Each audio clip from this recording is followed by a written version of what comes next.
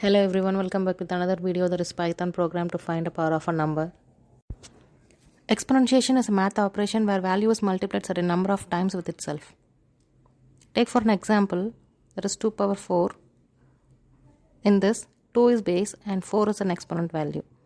That is, the exponent says how many times the base value should be multiplied. Here, the base value is multiplied 4 times to give the value 16. Let's see how to perform this task in Python. Let's get into the program. We define a function power and pass a value through the parameters base and exponent. User must enter the value for base and exponent.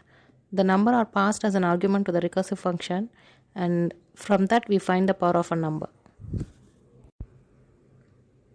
In this program, we define a function called power through which we pass values to the parameters base and exponent.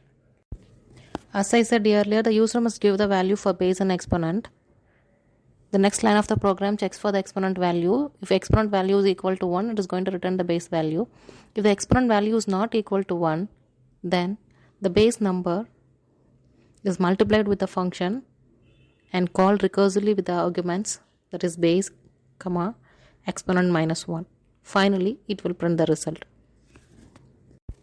Thanks for watching.